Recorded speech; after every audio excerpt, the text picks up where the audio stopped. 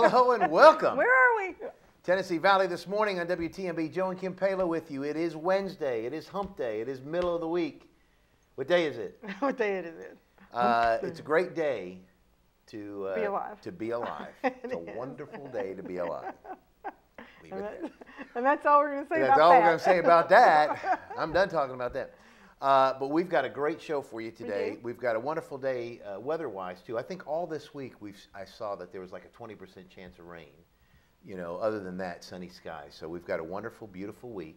The Chihuahuas are just loving it. I mean, they are outside and rolling in the grass, and they don't, I mean, because, you know, when it rains the way that it has rained here this past summer, they were like, no, we don't want to go outside. And I'd be like, yes, you do. So no, like, no. I think we're going to use the restroom here in this little room right here. Well, the living room, because no one ever goes to the living room, and then it's like rain, so you have to herd them out there in the rain, but they're enjoying it. They're having a good time. They are. And I've heard that there may be some rain coming into the forecast toward the end of the week, but no big deal. It's still going to just all right. It's been awful pretty, and last weekend was nice, so I'm not complaining a bit. It's been beautiful. The only thing is, I wish we would have that really cold snap of air, that frost, so the leaves would change, because the leaves are falling already. I mean, in our neighborhood, you know, well, it's just that time of year, but without really turning color yet, and so we need that cold night, that hard frost, to give us some color. Either that, or a lot of people get out there with crayons, start coloring these dead leaves. Got some work to do. They need to do Sharpies instead. It won't last if they. Yeah, but Sharpies. Remember when Matthew called them crayons? Yes, crayons. But the thing with a crayon is it works the entire time. A Sharpie, after it's got some air to it a little bit, it starts dying out. Have you noticed that? No. You know, like when I'll sit there and I'll do all my hand like this, and then it goes. It's funny. But anyway, so we've got a wonderful show. We do. First of all, you know, Brandon Moore is with us from Manpower. Yes. And Brandon has not been part of our Football Friday show, but other than Brandon with the show, we could literally, and he could be a part of it. We could literally, well, you too, we could literally do a Football Friday for this morning show, because we've got Scott Webb, who's my friend and resident coach of Football Friday on, and then we've got Ron Moore as well, who's Football Friday. We're missing Dustin and Jason Hildebrand, Dustin Coleman and Jason Hildebrand, and we could have the whole crew here. And we got you directed it the other night, which is... I know. I didn't do a really good job, you did but a I'm very not good supposed job. to do that. I'm not supposed to know how to do that. You did a very good job. But last week I got to stay home, and it was wonderful. I know, you did. It was so wonderful. You got to stay and home. I'm staying home again this We'll Friday. see about that. We may need your help. We may need your help this week. We're not gonna, I had to get the pizzas and everything. I mean, come on. I know, and the poor guys didn't get them drink or anything. No, I didn't get them drinks. I didn't do. They were all on their own. They were all on their own. All the big boys had to be big boys. Scott was fine because he had his Mountain Dew. Scott is a big boy. Well, he is, and he's got a little refrigerator there, so he's all set. But the other smaller, bigger boys didn't get a drink from me. I looked out for numero uno. But imagine that. It's all right though. If you're thirsty enough, you can just swallow your own saliva, and it's fine. There you go. You know, that's what I was telling them. It's attractive first thing in the morning. Good morning. Yes, good morning. Hope you're having a wonderful morning, and we do appreciate you joining us this morning. Now, I just have a couple of things. You know, Operation Christmas Child started Saturday, so everybody get your group together, your church together, your friends, your Girl Scout troop, whatever. But Operation Christmas Child, and you know, it's 20 years. It's been 20 years, and they have sent out over 9 million boxes to 210 countries. They never thought 20 years ago that this would grow to such a huge program, but it really has, and it's a wonderful thing for your family. If it's just you and your family, you know, putting those boxes together, it's a great way to give. And there was a speaker at First Baptist over the weekend, and she, you know, that was opening the program, and she was, I can't remember what country, but she was from another country and had received a box as a child. And I mean, she slept with a box next to her. She had not really ever had anything that was her own, and that she had, you know, stuff in how it touched her life. And now she is a big advocate of the program, and goes around speaking to places to develop that program. So you want to make sure that you take part in Operation Christmas Child. It's our home baby. I mean, that started here in Cleveland, and so we should support it. Also, on October the 10th through the 12th, and then also on the 14th, the Lee University Theater, they are going to have Agatha Christie's The Mousetrap, and so that'll be really great at 7:30 in the evening, and then there are matinees on the 12th and 13th at 2:30 in the afternoon. It's just $10 for adults and then $7 for seniors. And Joe, we're about to get into that senior. I mean, there's a couple of places that actually don't even ask us, and I mean, and we're not even that yet. In fact, the first time that it happened, there was you gave her the receipt. It's like, I wanted to go, hey, wait a minute, I'm going to save this money. I'm going to save this money. Thank you. But we're getting there. And then also I was reading in the paper about the dome at Cleveland High School. They're going to have to do an evaluation on that. There's been some settling and some cracking. They have assured everybody that the dome's fine right now, but they have recommended for them to have that evaluated structurally. And it's going to cost $27,000 just for an evaluation. That's good work if you can get that, you know. And it's just the evaluation. I'll crawl up there and look for cracks look around and see if that's structurally. I'll do it for a few $100. That's right.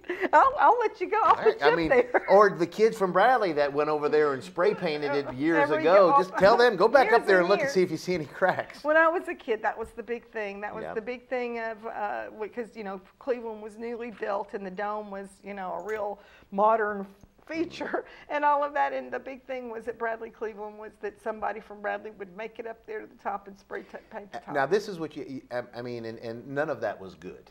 But Cleveland stole the bear. I was going to say, but none of that was good. But when you crawl on top of a building and spray paint, I mean that's conceivably you could do that.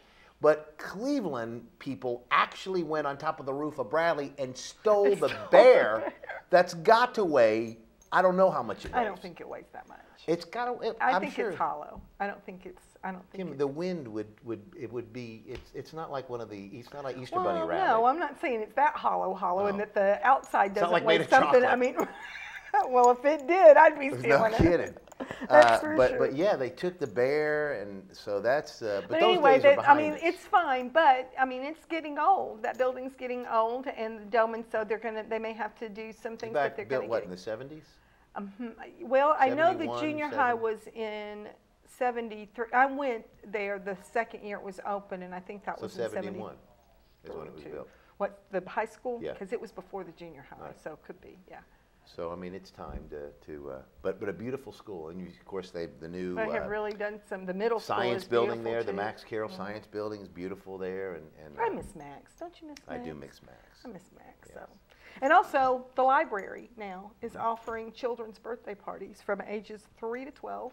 They have themed parties, and all you have to do is go in there and pick your date, pick the package that you want, how much you want to spend, how big you want it to be, and then you just write a check, you leave, and the library does the rest. We need to get Andy Hunt on here more. We have him on from time There's to time. There's all kinds of things. I was going to say that you talk about the best kept secret. It's got to be the Cleveland Library. I mean, there are computer classes for everything, for Windows. It's all free if you're a member. And they have app classes like for your Nook or your Kindle, or if you don't know how to work your stupid Android phone.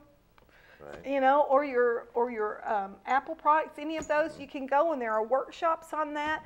There are all kinds of things. You can learn a foreign language free. What is it? Stone. What's the name of it? I know. Rosetta Stone. Right, there you go. Rosetta Stone. You can go and learn a language there free. And they have Ancestry.com. You can do that free there. You can do all kinds of stuff. I mean, and they have like a creative writing class for tweens right now. I mean, I wish I would have had that when I was a kid. I mean, I would have loved that. I mean, that's 9 to 14 is a tween. I didn't know that. I didn't either. Our kids, our youngest is 26, so I don't think they were tweens. Tween. I don't think they were tweens back then. I don't think there was that word. Or we missed it. I think that is our head was maybe our head was in the sand. I don't know, but anyway. Yeah, that's. But all the different things you can do at the library. They have right now like a book of family reading night that you go. The first 10 people that go get a free book. I mean, you just hang out at the library all the time. There's something always going on over there. There is. The library and the museum center. Right. Are two very happening places. Yeah, happening places here. So a lot of best kept secrets on the other side of town that you need to know about. So the more we expose you here, the more you know. We expose anybody. Huh? No, within reason. and legally. Okay. You know, not any illegal exposing of anything.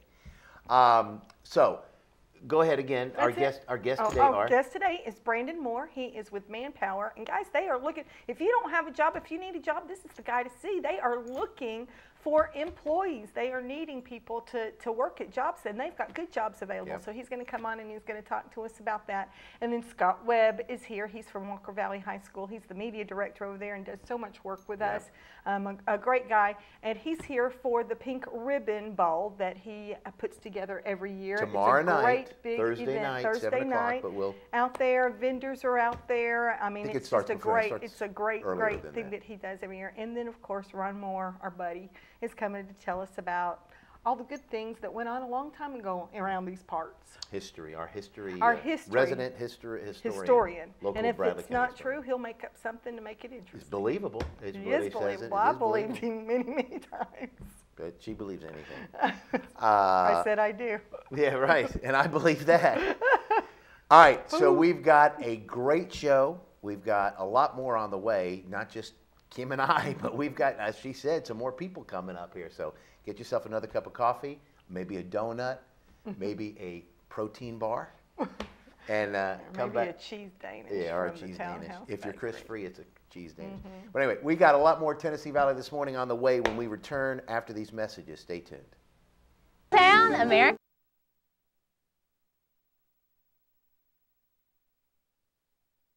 And your word is gold. Don Ledford Chevy Buick GMC in Athens is a $2,000 drive. Maybe you're coming from here or here, doesn't matter. Buying a truck from Don Ledford in Athens will save you at least $2,000 bucks. Don Ledford Chevy Buick GMC in Athens, a $2,000 drive worth making. I'll take that drive every time. At Crawford Pharmacy, we offer custom compounding. Our pharmacists are known for their attention to detail and unique expertise. So visit us at 2260 Chambliss Avenue, Cleveland, Tennessee. For personal assistance, walk right in or come up to our convenient drive-thru. Crawford Pharmacy, serving our community one person at a time. Kyle Motors, 802 20th Street Southeast in Cleveland, is the place to find quality pre-owned cars and trucks. Kyle offers on-the-spot financing on all vehicles on the lot. Each pre-owned vehicle goes through a complete inspection to make sure each car and truck meets the Kyle Motors standard. Warranty and extended warranties available on all vehicles. Kyle Motors will sell you a car or truck that you will be proud to drive for many years to come. See Tony, Bill, Dale, James, or David and let them put you in your next quality pre-owned vehicle.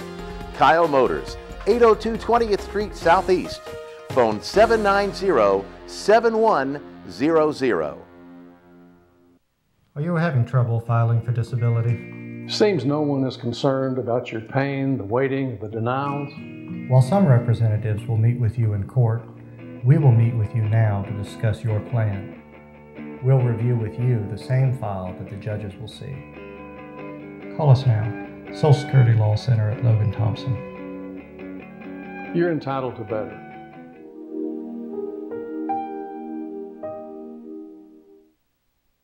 This segment of Tennessee Valley This Morning is brought to you by Crown Chrysler Dodge Jeep and Ram, located at 511 South Lee Highway in Cleveland and 2120 Chapman Road, Chattanooga. For your next new or previously owned vehicle, make it Crown Chrysler Dodge Jeep and Ram, the better way to buy.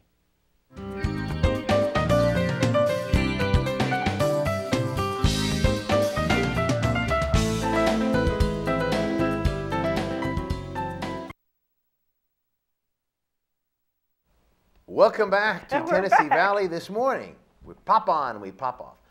Joe and Kim Palo. I had to think about what our names were for just a minute. Where are we at? I know me. And we are now joined by our friend Brandon Moore of Manpower. I know. That's right. Good to have you here. Thanks for getting up and getting out. Oh, thanks for having me. I really appreciate it. It's nice to be on and see you guys again. It's been a while. It's been a while. I know. Brandon did some. We never got them on the air, and we have to find them. I don't know where they are. I asked somebody. Who did I ask you? Yeah, I asked you. Asked me. I know. You asked me everything. I don't know why I asked him, but anyway, Brandon did a couple of.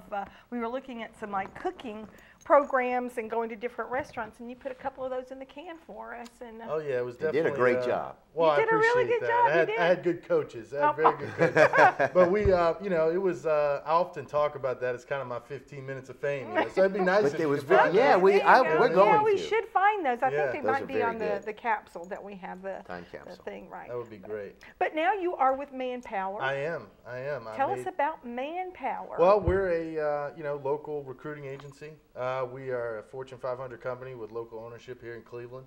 We have our franchise owner owns a place in Chattanooga, Dalton, here in Cleveland. Oh, wow. So we you know, we do a lot of recruiting in the area, and we're actively looking. So if you're looking, come on by and see us. Yeah, and Manpower, I guess, just in my opinion of what I know, Manpower is probably one of the first ever of doing that. Is that true? I mean, I'm not one sure of the about front runners. One of the front runners. We are in the top 5. We're actually ranked 4th in the world. We're global. We're a $22 billion company. So yeah, we're spread out. So yeah, we have a pretty good rapport, and we have a lot of resources, which helps us in the business as well. And Bradley County's got some pretty killer industry here. We've got some great. They do, and I often say, you know, it's a great place for industries to come. But we also have a lot of manufacturing jobs, of course, a lot of production jobs available, a lot of laboratory jobs. I mean, we have clerical jobs. I mean, we're actually right now I'm looking for a paralegal. You know, so we do a broad range, but the majority of our work actually is long-term, full-time positions. So you're not going to be, you know, stuck out. I wouldn't want to give you a percentage, but it's the vast majority. I mean, we have a small percentage that's you know, temporary, 3 days a week type of thing. Most of these are 40 to 60-hour-a-week jobs, full-time, large companies, you know, big companies, because our corporate headquarters negotiates contracts with those bigger companies. So the larger companies where we work for you, so you have room to advance. I mean, they're really solid companies to work for. So if you will, tell us, how does it work? I mean, like let's say, you know, John Doe out there is watching. He says, "Hey, what do I do? How does this work? Tell me what to do." I think a lot of people have paralegals going. I'm a paralegal. That's right. Come on in. It's painless. It's painless. No, but what we do is our customers, we basically provide and save them time and save their HR department's time, because they say we need 20 people. Okay, or we need 30 people, and then, you know,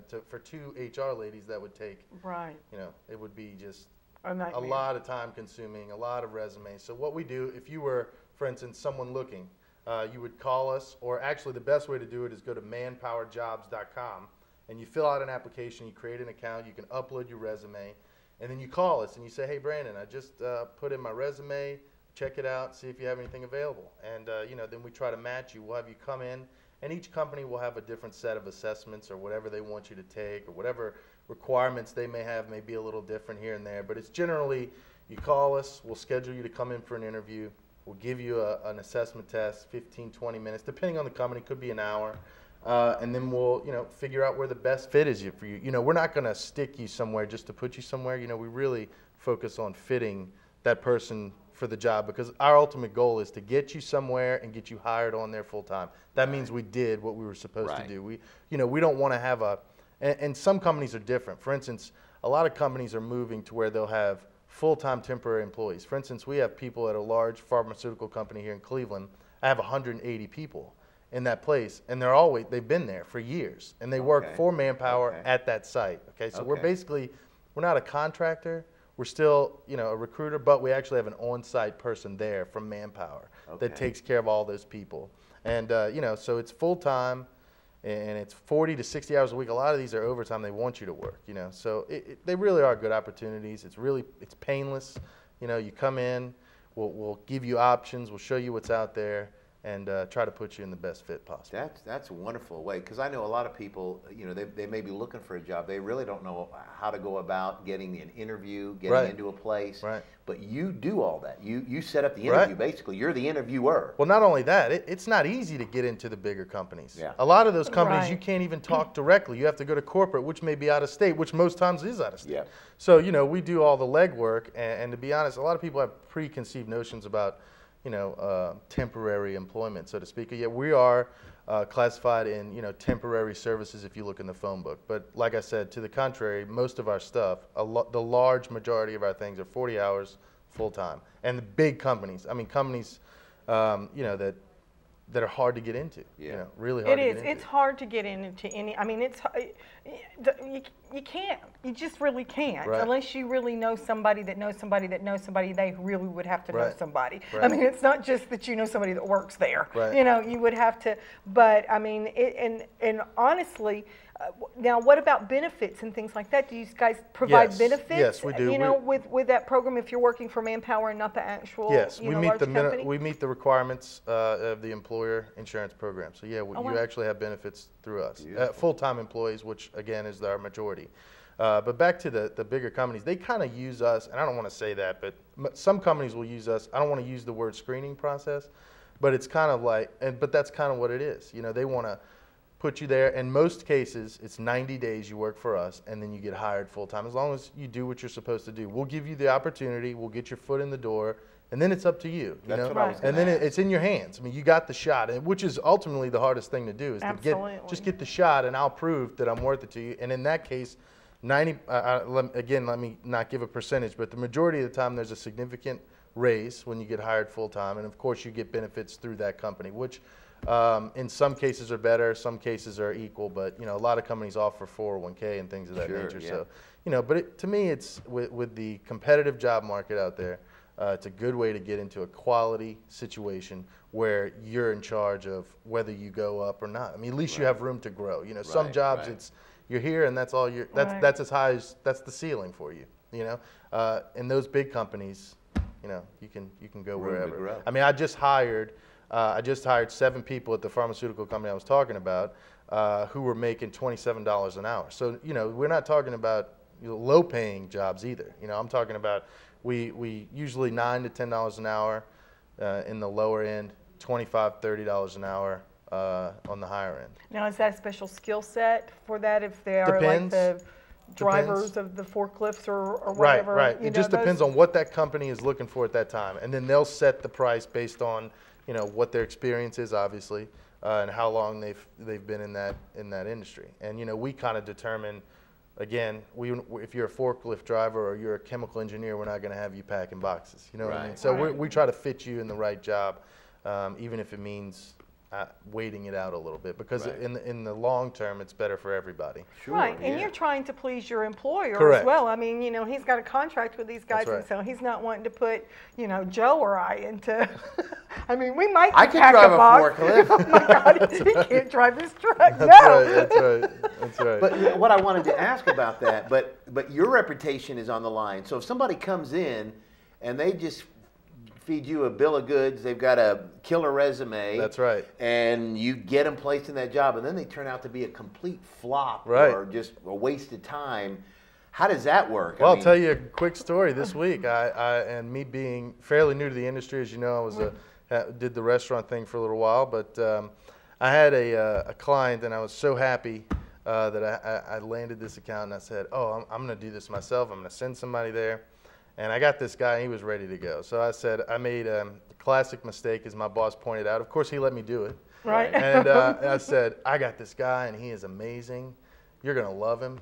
This is going to be great. And my boss is shaking his head, So the guy's like, I've been trying to get on there for years. I'm feeling good. This guy shows up 1 hour later, walks off the job, doesn't come back, and so my boss said, so what did you tell the guy now? This is the best Manpower's got. This guy's going to be great, right? Oh my so goodness. Insert foot, right? So from now on, it's just, I got a guy. That's it. I got a guy, and the rest is up to him. You know what I mean? That's it. So, there's that's how it goes. You don't want to. We don't overpromise, and we're not going to make shallow promises. So we do what we say we're going to do, and if a lot of times I have to tell them no because I just don't have the workforce. Sure. So, right. And you've got that screening process, though. Correct. That when they come in and you do the evaluation. Yes. Whether it's a simple one because it's not too big of a task, but then you've got some more intense ones. So at least you've got a little bit of as much as you can. As much as you can. And then there's the human element. And then the idiot shows up in all of us because I can do idiot really well. We're all humans. We're all all humans. And again, it's just some people, you know, they may go there and it's just not the best fit. Right. You know, they just, maybe it was not what they expected. You know, Right. who knows? And that stuff happens. So, or things happen, you know, could be, you know, we had a guy that I put into a position I've been trying to land for a long time, and they're like, all right, we're going to give you a shot. We're using another company. We're going to give you a shot. Guy broke his leg day before, so he can't show up. So it's me again. It's not them, right, you know, but it's okay. I mean, we do what we can, and most people are understanding about the whole deal, but the bottom line is we try to do the best we can with the information we require. Now, and they have great jobs, guys. I mean, we absolutely you know, do. I mean, they have some really good jobs of great companies that you want to be involved with. Now, what about, I'm sorry, Joe, go ahead. No, I was just going to ask this. Let's say in the case of that gentleman that you put in place and then he left the job an hour later, do you have somebody else to just hurry up and take his place that you can? Brandon's running down That's there what I'm saying. and filling some boxes. You know, if they say, hey, the guy left, Brandon, you know, you got somebody else. Do you have other people in the wings, so to speak? It depends. In most cases, we try to. Okay. We try to have, because we have a database, you know, people from all the way from Dalton to Chattanooga, Cleveland, just in our local, but of course we have it all over. But we try to have, you know, you may have came in looking for a forklift job, and then I'll have you in our database in a pool saying, here's a forklift driver. We may have 2 or 3 in there, and I say, well, this guy's going to be the best fit. Let's put him there. And if he doesn't work out, well, guess what? I got somebody else. Right, exactly right. And I'm not saying, you know, that you're second best or anything. Just maybe sometimes the fit could be the hours, could be the pay rate, could be whatever. We try to, whatever the best fit is, that's who we're trying to, you know, we're trying to fit it properly. Now, do you have those small jobs for people out there? I don't know, like myself, you just want a part-time job to go out to, you know, you don't want anything that you commit to and whatever, but just occasionally to pick up a little extra money for Christmas or whatever. Or do you have the seasonal jobs that are going on right now for hiring? What's interesting is most temporary jobs, I say most, let's say a lot of temporary jobs are seasonal, where factories will ramp up and they need 20, 30 extra guys. For instance, Duracell is extremely busy during Christmas, extremely busy during hurricane season, where everybody uses batteries. So, you know, things like that, which you normally wouldn't think of. But yeah, they hire on for 6 months, and then, you know, they'll lay off. But of course, that's something we're very upfront with. Right. But it's not our usual thing. We do a lot. Again, the majority is long-term. Full-time positions, and I don't want to get a whole lot into the health care that's about to pass and all that stuff. But the deal is, a lot of companies are going a little bit more into the temporary positions too. But they're still going to be full-time employees. But guess what? Manpower holds the insurance. Okay, so that's where the benefit comes in. And whether or not you become full-time, again, it's probably up to you and how well you work and what they need. And by full-time, you mean as an employee of the company and not Manpower. Okay, you're still getting 40 hours when you work for us, or more. Most of the time, more if you want it. But when you say, if you actually get hired on for that company, it's up to you. But, you know, I think, and this is a prediction, I think we're going to see, you know, more and more of the slide towards those large groups of temporaries. Full-time temporaries, right, correct. I see that. Maybe, you know, it's just a prediction, but that's what I'm hearing. You know, I'm hearing it too, a lot of that. Well, somebody watching right now, again, how would they get in touch with you or Manpower, and if they're looking for whatever job they may be looking for? It's really easy. We're at 3555 Key Street. We have a location there. You can call us 709-8796, 8 to 5, Monday through Friday, or you can go to manpowerjobs.com. Again, fill out an application, upload your resume, fill it out completely, and then call that number again, 709-8796, and say, hey, I've been to the website, I put in my application, what's the next step? And we'll take it from there. Beautiful. All right, great. Brandon, we thank you for being on with us this morning. Thanks for having me. I really appreciate it. And we'd like to have you back again. Anytime. Pick up the phone. I know, guys, come on. This guy looks great, by the way. I know, doesn't he? I mean, he lost all this weight, and I found it. I found it, by the way. I found it all. I tell you, there's no more crystals at midnight. I know, right? I mean, it's no fun at all. I'm like, I'm starving to death. I know. I am too, for the record. I know you are, honey. So, anyway. But yeah, thank you so much. And thanks for the compliment. Absolutely. I may just keep you on the show the rest of the time. All right, folks, Brandon Moore, Manpower. Give them a call if you're looking for work. They can put you to work. I guarantee it. All right, we're going to be back. We got Scott Webb in the house and Ron Moore. When we return after these messages, please stay tuned.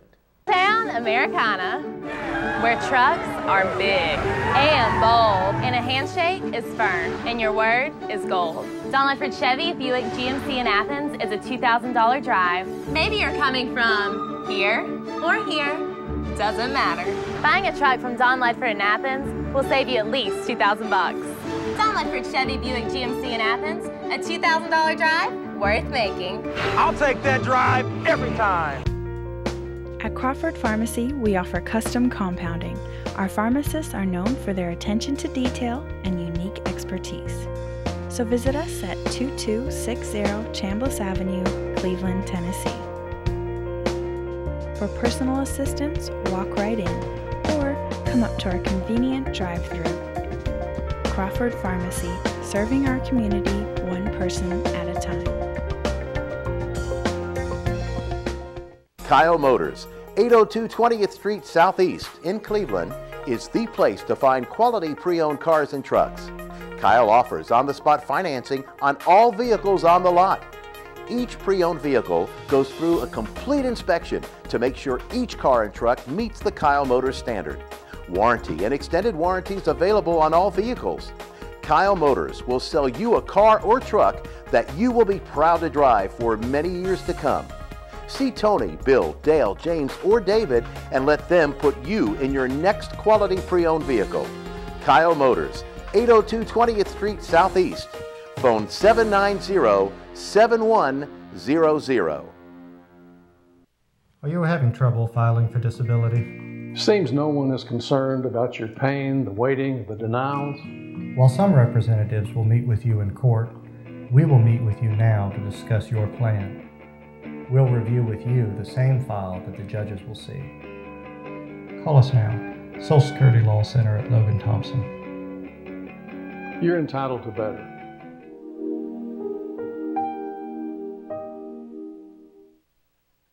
This segment of Tennessee Valley This Morning is brought to you by Crown Chrysler Dodge Jeep and Ram, located at 511 South Lee Highway in Cleveland and 2120 Chapman Road, Chattanooga.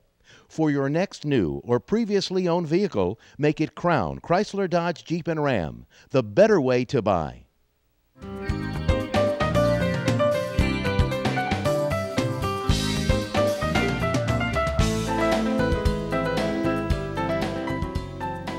Welcome back to Tennessee Valley This Morning. Joe and Kim Palo with you. We want to thank Brandon Moore for being with us. And now we're joined by my friend, my buddy, my compadre in crime here. This is Scott Webb, Walker Valley High School. People we know. Yeah, friend. I said friend. I throw that term around loosely. Yeah, let's not go friend. Yeah, that's acquaintance. You know, that kind of hang thing. out together on Friday nights, talk a little football. And we do that. And then Thursday nights, because of the finish line that we also do here on WTNB, Scott Webb and Jason Hildebrand do every Thursday night live. But Scott's here not to talk football, not to talk NASCAR. Well, talk football in a way, but not NASCAR. We're going to talk about the Pink Ribbon Bowl that is coming your way tomorrow night, Thursday night. I said 7, but it's earlier. It starts at 5:30. Yes. Actually, we got three games, 5 area high school teams. Bradley and Walker Valley are going to open things up.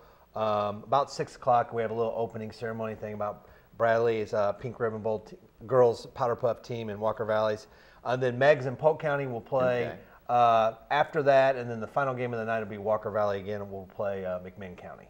Now this, if you're unaware of the Pink Ribbon Bowl, it's a fundraising event. This is the 3rd year that it's taken place, and it's to raise money for the Mary Ellen Locher Foundation. Everybody remembers Mary Ellen Locher, a young, beautiful woman that left us far too early because of breast cancer. And Scott and Walker Valley High School has put together this Pink Ribbon Bowl. It's kind of like the old, if you remember the days of the powder puff football. It's that kind of an idea where the young ladies play and the young men cheerlead and are the managers and all that kind of thing. It's funny you say that because my daughter is one of the coaches this year, and my son is one of the powder puff cheerleaders. No, there you go. They're both very much involved. Well, initially what happened was after I got out of coaching I don't want to say real football, but I don't want to offend anybody. But after I got out of coaching high school football, I kind of got away from things for a little while, and then when my daughter's junior year, they asked me to come back and coach her powder puff team and help with that, and I did that, and I had a great time. The girls loved it. We played a little junior-senior game. Then we decided, I decided, well, wow, this is something that we could probably do something a little more with. Started talking with some our administration. Then we went out and tried to recruit some schools, and that's kind of the genesis for all putting it together. You know, it was fun. It was a fun thing for me to do with my daughter. That was part of it. But I thought, you know, we could really do something good with this. You know, breast cancer is especially the month of October. I mean, you can even watch the NFL. That, you know, all the teams will be wearing pink, and there'll be all sorts. So there's a lot of support for what's going on during this particular month. So we just thought it'd be something good, and it's kind of snowballed from there, and it's turned into this annual event. We've raised over $24,000 in the last 2 years for the Maryland Locher Foundation, and what they provide scholarships to students. For that have parents that have had breast cancer, so it gives them an opportunity to us an opportunity to raise money for students that have went through, you know, a very tough time in their life. Absolutely, and it's got, I mean, you've got a lot of, it's almost like a health fair. Well, yeah, and this year is not quite as big as it's in terms of the amount of vendors we have in there. You know, I know this guy who's got this TV thing, and we had a lot of things going on in the month of August. So it's not quite as big in terms of that. I know that same guy, and he will drain you. He will just sap you. He's a great guy, though. I love that man. I mean, he walks around and talks a lot, but he doesn't do a whole lot. But so this year we don't have, I think the first year we had like 25 vendors at the event. We don't have quite that many this year, but there'll be some vendors there, so they'll have a chance to be a part of it. Our choir is going to, the Walker Valley Chamber Choir is going to perform. We've got some cheerleaders that are going to perform, not only just the Powder Puff cheerleaders, but we've got some local elementary school cheerleaders that are going to perform. The Walker Valley High School band will be there and perform in between two of the games. They'll do their entire performance. So it's a fun night. And the concession stand. And the concession stand. And you know me, guys. So it's just a night to come out and celebrate some great activities, some interaction, some rivalry between the schools, but ultimately the winner is the Maryland Locher Foundation. Sure, yeah.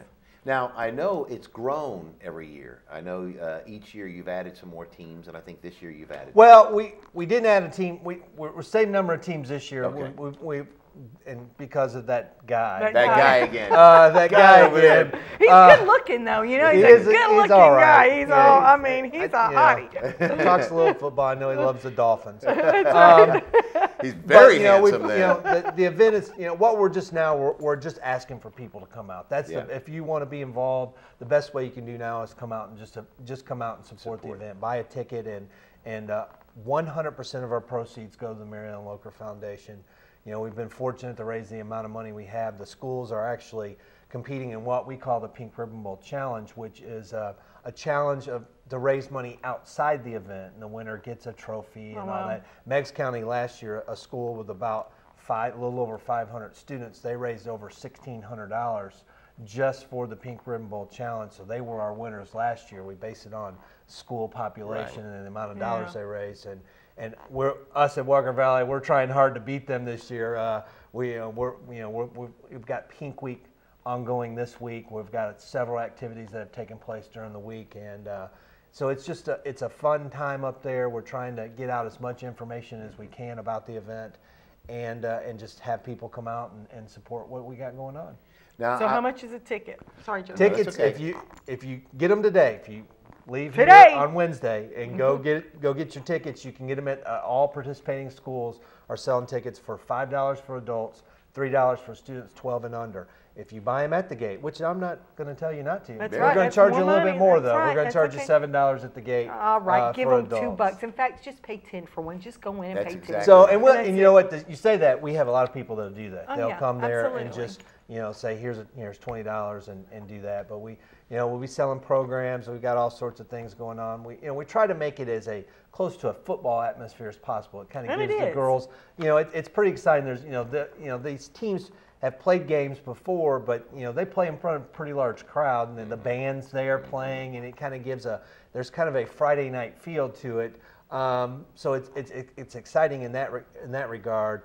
But ultimately, that's all that is just to get people there and to put some people in the seat and raise a little bit of money. And I'll tell you a couple of things here. First of all, these girls take it serious, okay? They're not out there just, No, they're playing very serious. They want to win the game. But more importantly, I do want to say that he will not toot his own horn, but this guy is responsible for putting this together. Now, he will admit that there's been some volunteers and people that help him get it together, but it was his brainchild in putting this together and doing this. And the money they raise, or will continue to raise, is just a fraction of all that they do and try to do for this foundation and other fundraising. I mean, Walker Valley's, all the schools here are wonderful, but Walker Valley and what Scott has done is a wonderful example for a lot of other schools that jump on board, especially these schools. When he contacts you to see if you'd like to have a team be part of this, support it, send a team, because it would be great to have all the area high schools involved in this thing. It would be, and there's reasons for schools, deciding not to participate, and I understand that completely. We're just trying to get as many schools involved and do as much as we can.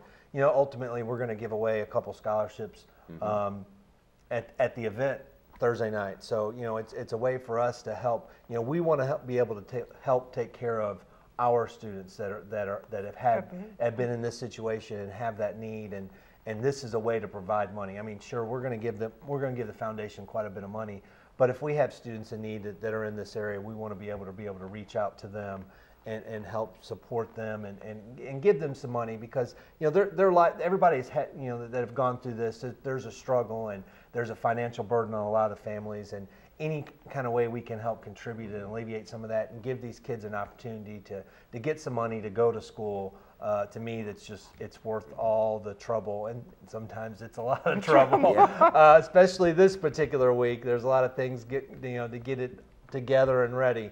But any kind of money we can help do that is a benefit to those kids. Yeah. You're a good guy, Scott. You're just a good guy. I mean, he really does. I mean, he's put this together, and I mean, and there's been a lot of hours, a lot of time spent on this, and we're going to say thank you. Yeah. We're going to say good job. And the community, good job. We're going to pat you on the and the shoulder. community needs to support this, even if you've been. Most everybody has been touched by cancer in some shape or form. Yeah. Somebody you know, somebody you love, So this is a way for the community to support as well. As he said, right now the support is just come to the game, or buy a ticket. You don't have to go to the game. Buy a ticket. Throw your support in there and give the ticket to somebody else to go if you're not able to make it. But again, the schools that are involved, time it starts, and what they need to do. We'll kick off. We're going to have opening ceremonies about 5:30, 5:45. Then about 6 o'clock, Walker Valley and Bradley are going to open things up this week. This year. Then we'll have, in between the first two games, we're going to have some cheerleaders perform, the choir's going to perform, and we have a guest speaker, Gina Frazier, who's a breast cancer survivor. She's going to be there to speak to everybody. Then we'll have a little survivor walk, memorial walk right after that. Then the second game is going to be Meigs County and Polk County. They'll take place during the second game. Then in between those, the second game and the third game, the Walker Valley Band's going to perform and do their whole entire show. Which is always one of the highlights of the night. Usually the kids are all dressed in pink, so to see 250 kids out there dressed in pink, it's pretty cool. Then the final game of the night will be McMinn and Walker Valley. And McMinn, this is their homecoming week, so they've had a lot of things they've had. So we've had to kind of mix the schedule up a little bit to accommodate them, but they'll be there, and it should be a lot of fun. We're looking to it. It's always a fun night. Yeah. It's the 8 weeks leading up to it. That's always a lot of work on all the people that are part of the Pink Ribbon Bowl committee. But Thursday night it'll be. Thursday night's a big sigh of relief. Right, Once that football kicks off and they start that first game, it gets a lot easier for me. And Joe will be his friend again on Thursday night. They'll be friends again. That's right. Well, it is. There is a lot of work involved, I know. And aside from what the relationship we have and what Scott does with us and the Football Friday thing and all kinds of stuff, and then you throw this as well, I know he's got a lot on his plate. So I try not to only ask about for maybe 10 things this week versus the 20 that I usually do. But yeah, so it's tomorrow night beginning at 5:30. Get your tickets. You can get them today at any of the area schools, or you can get them at the gate. Participating schools, right? Yeah, participating schools. Or you can get them at the gate tomorrow night before the event. But I will say this, from going, but in the past, you want to get there early. If it's starting at 5:30, you want to get there beforehand because there will be a packed house. There'll be a lot of people that show up. Yeah, and the closer, especially the closer you get to the band performance, Yeah. it gets pretty crowded. So you need, get there early. We've got a full-blown concession stand. We'll be serving all that. Come and eat. They have a good concession stand. So we just want you to come out and enjoy the night. We'll have not as many vendors we've had in the past, but we'll have several vendors there. And I do want to remind this is the first year we've had some sponsorships. So Cleveland State, where we're at right now, they're one of our corporate sponsors, as well as Jones Property. So we want to thank them for stepping up to the plate and helping be one of our first corporate sponsors for the event. Good job. So all right. Thank you to them. Cleveland State and Jones. That's right. That's terrific. Now again, it's tomorrow night, Pink Ribbon Bowl. Scott, thank you so much for being. Thank you very much for having me on. Good luck tomorrow night. Yes, Thanks. good luck. I know That's it'll right. be a great success. We're going to see him. He might be cheering with the, I'll with the guys. I'll He'll be sitting cheering. down trying to recuperate. That's what I'll be doing. Well, hurry up because Friday night. Yeah, we'll be right back in. Film right back Live, into the fire. Friday again. night. All right. Well, we're going to have Ron Moore come on the way in just a few minutes after this break, and we're going to talk a little bit about some Bradley County history. So stay tuned. We'll be right back. Town Americana, where trucks are big and bold, and a handshake is firm, and your word is gold. Don Ledford Chevy Buick GMC in Athens is a $2,000 drive. Maybe you're coming from here or here, doesn't matter. Buying a truck from Don Ledford in Athens will save you at least $2,000 bucks. Don Ledford Chevy Buick GMC in Athens, a $2,000 drive worth making. I'll take that drive every time. At Crawford Pharmacy, we offer custom compounding. Our pharmacists are known for their attention to detail and unique expertise. So visit us at 2260 Chambliss Avenue, Cleveland, Tennessee. For personal assistance, walk right in or come up to our convenient drive-thru. Crawford Pharmacy, serving our community one person at a time. Kyle Motors, 802 20th Street Southeast in Cleveland, is the place to find quality pre-owned cars and trucks. Kyle offers on-the-spot financing on all vehicles on the lot. Each pre-owned vehicle goes through a complete inspection to make sure each car and truck meets the Kyle Motors standard. Warranty and extended warranties available on all vehicles. Kyle Motors will sell you a car or truck that you will be proud to drive for many years to come. See Tony, Bill, Dale, James, or David and let them put you in your next quality pre-owned vehicle. Kyle Motors, 802 20th Street Southeast. Phone 790-7100. Are you having trouble filing for disability? Seems no one is concerned about your pain, the waiting, the denials. While some representatives will meet with you in court, we will meet with you now to discuss your plan. We'll review with you the same file that the judges will see. Call us now. Social Security Law Center at Logan Thompson. You're entitled to better.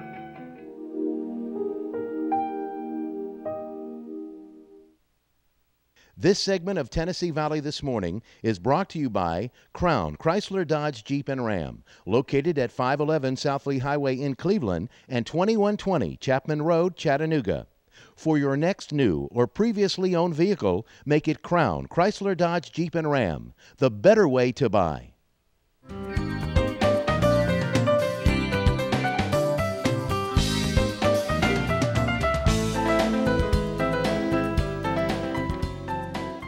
Welcome back to Tennessee Valley This Morning. Again, we want to thank Scott Webb for being with us. Don't forget the Pink Ribbon Bowl tomorrow night at 5:30 at Walker Valley High School. Ron and I are going to eat. That's right. And there is good food. There is in the good Walker food. Valley They have a concession. good. I know they have good cheeseburgers. So now we are joined by Ron Moore, and he, of course, is our local Bradley County historian. And today we got some history to impart. What is it today? We're going to talk about the monument. Oh, okay. Everybody knows where the monument Yes, is. we I do. talked briefly one time here about there are two monuments there. Yes. Right. There's the smaller one and the big one. And I really never knew that. I just Well, knew the and big most one. people never pay attention Right. to it. The small one was there for 3 boys that died in a train wreck. They were wealthy families here, and they placed it there. There was a little metal fence around it. Well, but in 1911, Mrs. Thurston of the Daughters of the Confederacy, the Jefferson Davis chapter here, went before the city council and asked for a 12-foot square at the corner at the intersection of Lee and that's Lea Street and Ocoee. We call it Ocoee and 8th now, there at the Monument Building, but it changed the name, and she wanted a 12-foot square to put up a Confederate monument there. And it was not an easy vote, matter of fact. You know, it was tied. They first made it a resolution, then they changed it to an ordinance. Okay. And it tied, and Mayor Charles Mayfield actually broke the tie and voted for it.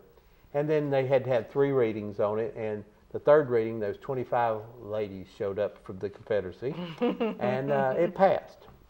The unique thing about this is that there was no monuments in East Tennessee. There may be 1 or 2, but mainly East Tennessee was a Union area. Matter of fact, you remember it voted not to secede from the nation, and Bradley County predominantly stayed as a Union factor, and was the Union troops come in and took over Bradley County. So having a Confederate monument here was somewhat of a rub, you know, and it would be one of the first ones in East Tennessee. It passed on the final reading in February 13th, 1991. 1891. 1991? No. 1919. There we go.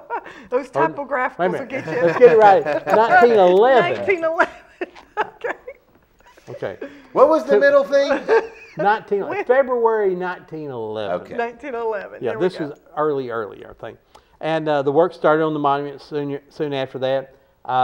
And they started moving the little monument out of the way and tearing down the fence so they get in there and work it. Oh, World War I almost broke out in Cleveland, or the Confederate War almost broke out again. And a lot of things, and finally there was some resolution in the city, and they put it back immediately and worked around it then. Sure. The fence never was put back up. Right. There was a little wrought iron fence, and there's some photos of that. And but the McNeil Marble Company in Marietta, Georgia, was given the contract to build the base. And the shaft of the base was made out of Elberston gray granite. I don't really know what that means, but that's what it was made out of. Okay. And it weighed 15,000 pounds or 7.5 tons. Oh my gosh. That's just the base. And it was so heavy, they brought it in by train, and it was so heavy there was no wagon strong enough to carry it to where it's located, so they had to store it down at the train depot until they finally found some bigger wagon. Remember, this was still horse and buggy time. Yeah. Right. You know, the cars maybe had being started, but there was no trucks as such, so they didn't have a truck or anything or a wagon to haul it. I never did find out how they finally got it there, but we know they did. What I found out was interesting, the soldier on top, the Confederate soldier, wasn't made after anybody, but it was made in Italy out of Italian marble. I never knew that. Those ladies had some money, didn't they? Well, so the base of it was 12 foot wide, square, right, and it stands 28 feet high. It cost them $3,000. Oh my! But now this is 1911 $3,000, and I don't, you know still, what it'd be worth made today. In Italy and everything. Yes, and of course the shipping here. There was a then they had a big decoration day. There's music playing. Yeah, there is. Switch to the camera, I could fix that. It's okay. But they had a decoration day, you know, basically, and all the ladies of the Confederacy coming out dressed in their Confederate garb and all that.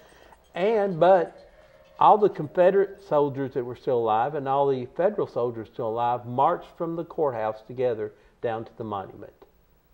And afterwards, they had a big picnic. I think so. You know, it wasn't. Although it was one of the first Confederate monuments in East Tennessee, it was still both sides of the people, and everybody in Cleveland just come to honor it and say that this was part of the area here. There was 37 Confederate soldiers still alive at that time, and 17 Federal troops that were veterans that marched down there together. And so I thought that was pretty interesting that there were still that many. You know, that's 50-something years after that.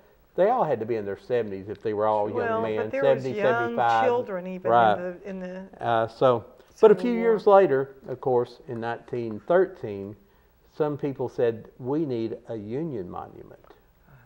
So that was passed and eventually was built here in Cleveland. Most people don't know where the Union Monument is. Do you know?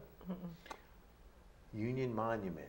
It's a big rock monument. It's not as big as that. But if you go to Fort Hill Cemetery, if you go down just before you get to what we call the old Coke plant, it's now one of the electrical companies. If you go up the little road up there, I never remember the name of the little road, but if you go to the top of the hill, as soon as you get to the top of the hill, if you'll look immediately to the left, there's a Union monument there. It talks about the Union soldiers. Why did they put it there?